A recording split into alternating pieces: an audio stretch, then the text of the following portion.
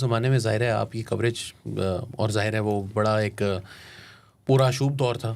پورے ملک کے اندر جو ہے وہ دھماکے جو ہے وہ ہو رہے تھے. اسلام آباد میں, لاہور میں, کراچی میں, چھوٹے چھوٹے علاقوں شہروں کے اندر, مدارس کے اندر, خانقاہوں کے اوپر. کوئی ایسے ہائی پروفائل کیسز کا آپ کے علم میں آیا کہ جی وہ فلاں بندے کے اوپر جو ہے وہ دہشت گردوں نے اس کو حملے کا دھمکی دی, کوئی بتا شتا لیا ہو؟ اس میں یہ تھا کہ میں صرف وہ واقعات یا وہ شخصیات بتاؤں گا کہ جو پاورفل, موسٹ پاورفل آفس میں بیٹھے ہوتے ہیں, بڑے پاورفل ہوتے ہیں, جس میں صدر بھی آ جاتا ہے, جس میں وزیر اعظم بھی آ جاتا ہے, جس میں صدر اور وزیر اعظم, صدر وزیر اعظم اس ملک پاکستان کے صدر اور وزیر اعظم بھی آتے ہیں جو طالبان کی ہٹ لسٹ پہ ہوتے ہیں, طالبان کے ٹارگٹ ہوتے ہیں. تو یہ بیچارے کس طرح سے وہ وقت گزارتے ہیں صدر ہونے کے باوجود, وزیر اعظم ہونے کے باوجود. پھر بڑے پاورفل منسٹر جو وفاقی منسٹر ہوتے ہیں وہ کیسے گھبرائے ہوتے ہیں, اور پھر سینٹر جو ہوتے ہیں وہ کیسے گھبرائے ہوتے ہیں. تو میں یہاں پر ذکر کروں گا صدر آصف علی زرداری کو غالباً آپ جانتے ہوں گے, بالکل یہ سیکنڈ ٹائم بنے ہیں جی. تو صدر آصف علی زرداری, وہ ان کا خاندان, وزیر اعظم سابقہ وزیر اعظم نواز شریف صاحب اور موجودہ وزیر اعظم شہباز شریف صاحب, یہ اور ان کا خاندان, اور ہمارا مرشد جو عمران خان ہے جو اس وقت اڈیالہ جیل میں پڑا ہوا ہے, یہ, اور اس کے بعد ایک صرف منسٹر کا میں نام نہیں لوں گا کیونکہ انہوں نے کسی وجہ سے مجھے کانٹیکٹ کیا تھا کہ یار وہ میری جان گئی یا مجھے کچھ ہوا یا کوئی ایسی گل ہوئی تو ستار خان تم ذمہ دار ہو گئے. ٹھیک.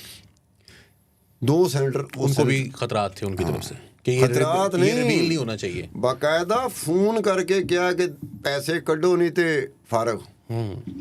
ٹھیک ہے, 2 سینیٹر فاٹا کے. تو میں آصف علی زرداری اور نواز شریف کی اس بات سے شروع کروں گا جو بہت انٹرسٹنگ ہے. 2 دہشت گرد باپ بیٹا تھے. دہشت گرد باپ, دہشت گرد بیٹا. دہشت گرد باپ جو تھا نا, محمد رفیق صاحب, وہ ٹارگٹ کیے ہوئے بیٹھے ہوئے تھے وزیر اعظم نواز شریف صاحب کا, وزیر اعظم نواز شریف اور موجودہ وزیر اعظم شہباز شریف, یہ اور ان کا خاندان. اچھا. تو جو بیٹا تھا حنیف, محمد حنیف, وہ ٹارگٹ کر کے بیٹھا ہوا تھا آصف علی زرداری کی فیملی. اچھا. بلاول بھٹو بیچ میں نہیں تھا, مطلب بلاول بھٹو نہیں تھا تو پھر آصف علی زرداری فیملی کہیں گے تو پھر فریال تالپور کو کبھی نہ بھولنا. ایسا ہی ہے. ٹھیک ہے. اب یہ باپ بیٹا ہیں, دہشت گرد باپ اور دہشت گرد بیٹا. دہشت گرد باپ کا ٹارگٹ کون ہے؟ وزیر اعظم میاں نواز شریف, وزیر اعظم شہباز شریف, وہ اور اس کی فیملی. اور جو بیٹا ہے محمد حنیف, اس کا ٹارگٹ کیا ہے؟ صدر پاکستان آصف علی زرداری اور اس کی فیملی. ٹھیک. ٹھیک ہے. اب یہ چیز دیکھو, اور اس میں ایک اور چیز کا اضافہ کر دوں کیونکہ میں نے اس کو اسٹڈی کیا نا, تو محمد رفیق نے محمد حنیف کی اماں کو کے علاوہ بھی ایک شادی کی ہوئی تھی. اچھا. تو محمد حنیف جو تھا نا, محمد رفیق کی پہلی بیوی سے تھا. ٹھیک. لیکن دونوں باپ بیٹوں میں اتنی انڈرسٹینڈنگ تھی کہ انہوں نے کام بانٹا ہوا تھا کہ ابے نے کیا کہ میں نواز شریف تیری فیملی نے دیکھنا جب موقع ملیا, تو بیٹے نے کہا کہ میں پھر زرداری اور اس کی فیملی کو دیکھ لوں گا. ایک واقعہ ہوتا ہے جو آپ کو پتہ ہے, وہ ہوا تھا نیوی کا ہیڈ کوارٹر اسلام آباد مارگلا روڈ پہ. جی بالکل. ٹھیک ہے نا. بالکل. وہ ٹارگٹ وہ نہیں تھا. اچھا. سامنے F8 ہے اور F8 میں آصف علی زرداری رہتا ہے. اچھا. وہ اس کے انتظار میں کھڑا تھا. اسی فیملی کے کسی بندے نے یا تو آنا تھا یا جانا تھا. ٹھیک. اب اس کے لیے کیا ہوا کہ جہاں پر کہتے ہیں نا کہ مس انڈرسٹینڈنگ پیدا ہو جانا یا کوئی ایسی کوئی چیز کر جانا جو آپ کی پلاننگ کی ایسی تیسی پھیر دے, اس خودکش بمبار جو تھا حنیف, اس سے یہی ہوا کہ وہ مارگلا روڈ پہ کھڑا ہو گیا انتظار پہ. ایک ٹیکسی ڈرائیور نے دیکھا اس کو کہ یہ بندہ مشکوک لگتا ہے. اس نے سیکورٹی والوں کو جا کے نیوی والوں کو کہہ دیا, انہوں نے کہا بندہ ٹھیک نہیں لگتا. وہ آیا, انہوں نے کہا ہاں بھائی کس چکر میں کھڑا ہے یہاں پہ. اب وہ خود کچھ بمبار کے پاس آپشن کوئی نہیں تھی کہ اسی ٹائم اپنے آپ کو کر لے. اس نے اسی وقت اپنے آپ کو کیا. نیوی کے کچھ تھے وہ شہید ہوئے, کوئی پاسر بائی شہید ہوئے. ٹارگٹ اس کا آصف علی زرداری فیملی تھا. ٹھیک ہے, یہ ہوا. اس کے بعد نواز شریف صاحب کے ساتھ ہمدردی آپ کو ہونی چاہیے, تھوڑی سی مجھے بھی ہوئی تھی. یہ جو ہمارا کیمرہ مین مرشدی ہے اس کو نہیں ہوگی. جب نواز شریف تیسری مرتبہ اس ملک کے وزیر اعظم بنے نا, پہلی عید تھی اور میاں نواز شریف جاتی عمرہ میں تھے. ٹھیک, اب پہلی عید ہے وزیر اعظم بننے کے بعد. اب میاں نواز شریف کی عادت ہے کہ وہ اپنے دوستوں کو ملتے ہیں, عزیز و اقارب کو ملتے ہیں, اور آپ کی اور میری طرح کے لوگوں کو بھی ملتے ہیں. عید گلے لگا کے ملتے ہیں. ٹھیک, اور اس سے 1-2 دن پہلے ان کو بتا دیا گیا کہ تھریٹ الرٹ ہے آپ پر, احتیاط کیجیے گا. میاں نواز شریف کی اس وقت 2013 کے بعد جب وزیر اعظم بنے تھے تو پہلی عید ایسی تھی, بس مشکل سے انہوں نے عید گزاری. تمام کی تمام اپنی جو سرگرمیاں تھیں, ایونٹس تھے عید ملنے کے لیے, سسپینڈ کر دی. بلکہ وہاں پر آفیشیل میٹنگ ہونا شروع ہو گئی. 1-2 دن وہ عید کی چھٹیوں کے دوران نا آفیشیل میٹنگز بھی جاتی عمرہ میں ہو رہی تھی. اور کس پہ ہو رہی تھی؟ اسی پہ ہو رہی تھی کہ ٹال سکتے ہیں نواں میں تیسری دفعہ وزیر اعظم بنیا, ہسٹری تے بن گئی تے انہوں کو مینوں کرن دیو کام. اس طرح کی نوعیت ہوئی. اب وہ گلے نہیں مل رہے تھے لوگوں سے. آبویس بات ہے, میں ہوتا, آپ ہوتا, آپ بھی نہیں گلے ملتے, کیا نا کہ آخری گلے ملنا ثابت ہو جائے. ٹھیک ہے, یہ ہوا تھا. اس کے بعد ایک اور چیز ہوئی تھی کہ ایک آپریشن ہوا تھا, وہ سیکرٹ آپریشن تھا, مین ہنٹ اس کا نام رکھا گیا تھا. وہ آپریشن تھا کہ جاتی عمرہ میں جہاں پر میاں نواز شریف وزیر اعظم اور وزیر اعلیٰ شہباز شریف, جاتی عمرہ کا گھر دیکھا آپ نے؟ ایک دفعہ گیا ہوں.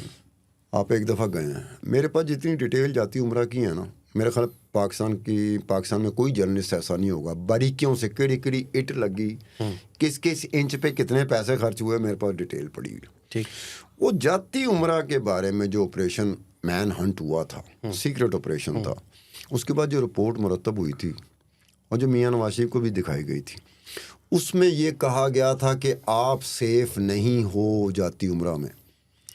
مسافاتی علاقے جو ہیں نا وہ اتنے ولنریبل ہیں کہ اگر کوئی ٹارگٹ کرنا چاہے تو اس کو مٹیریلائز بھی کر سکتا ہے, اس کو ایگزیکیوٹ کر سکتا ہے.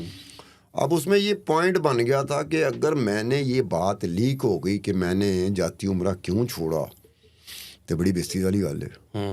لوگوں کے سامنے کیا امپریشن جائے گا؟ ملک کا وزیر اعظم ہے, ایک بہت بڑی جماعت کا سربراہ ہے, تو اپنے کہا نہیں جا سکتا. تو اگر ایسی کہانی باہر نکلتی ہے کہ ڈر کے مارے اس نے جاتی عمرہ چھوڑا ہے, انہوں نے کوئی کوڑا کٹ پر لی ہے, یعنی کہ رہ لی ہے. اچھا, ان کو ایک دفعہ ریاض بسرا نے بھی یہ کوڑا کوٹ, وہ بہت ہی پرانی بات ہو گئی ریاض بسرا والی, یہ نئی بات ہے. صحیح. تو اس کے بعد ہوا یہ تھا کہ وہ جو جاتی عمرہ میں اب رہنے کا فیصلہ کر لیا کہ میں چھڈاں گا نہیں, اس کہا گیا تھا کہ بہتر ہے نقل مکانی کر لو. لیکن میاں نواز شریف کو یہی تھا کہ میرے پلے کی رہے, اگر لوگوں کو پتہ لگ گیا کہ دہشت گرد طالبان میرے مغرے گئے سن تو میں جاتی عمرہ چھڑتا. اس کے بعد جاتی عمرہ میں ایک آپریشن ہوا تھا جہاں ان کے گرد و نواح, وہ آپریشن بھی رپورٹ نہیں ہوا میڈیا میں, بڑا سیکرٹ تھا کہ دیکھا جائے کون کون آ کے وہاں پہ رہ رہا ہے, کون کون سے مدرسے ہیں, اس مدرسے میں اسٹوڈنٹ جو ہیں لوکل ہیں یا باہر سے آئے ہوئے ہیں, مقامی ہیں یا غیر مقامی ہیں. بڑی چیز کی. اسی دوران ایک چیز باہر آ گئی. اچھا ہوا ایک بندہ تھا آئیڈینٹیفائی ہوا جو جاتی عمرے سے جا چکا ہوا تھا, اس کا نام تھا عبید اللہ. ٹھیک, وہ جاتی عمرے سے جا چکا ہوا تھا, وہ پوری ریکی کر کے گیا تھا. ریکی کس کی کر کے گیا تھا کہ یہ میاں نواز شریف, یہ میاں شہباز شریف اور فیملی, یہ رائے بند روڈ نہیں تھی, جی, یہ یہاں سے کب نکلتے ہیں, کس کام کے لیے نکلتے ہیں, کب یہاں پہ ہوتے ہیں, میاں نواز شریف لاہور کب آتے ہیں, وہ ریکی کر گیا تھا 2 ہفتے کی وہاں پہ رہ کے, لیکن جا چکا ہوا تھا. وہ بعد میں قسمت اچھی, بطور ملازم وہاں پر رہ رہا تھا. نہیں, وہ صرف جاتی عمرہ میں نہیں رہ رہا تھا, جاتی عمرہ کے مسافات میں رہ رہا تھا. اچھا, ٹھیک. اور تحریک طالبان کا بیت المسعود کا صحیح وہ تھا. لیکن قسمت اچھی میاں نواز شریف صاحب کی کہ عبید اللہ جو تھا نا, وہ ڈرون اٹیک اس وقت بڑے ہوتے تھے, بڑا پرومیننٹ بندہ تھا, تو وہ ڈرون اٹیک میں مارا گیا. تو اندرونی طور پر صرف قسمت کا کھیل تھا, قسمت کا کھیل تھا میرے خیال میں, ان کا نہیں تھا, کیونکہ ڈرون جو اٹیک ہوتے تھے نا ان میں ان کا عمل دخل میرے خیال میں کم تھا, امریکہ ٹارگٹ کرتا تھا. ٹھیک, تو اس ٹارگیٹ میں عبید اللہ بھی آ گیا.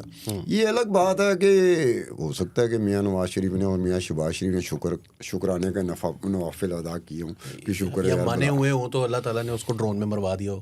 ٹھیک ہے نا, بس یہ ایسی کوئی بات ہے. جی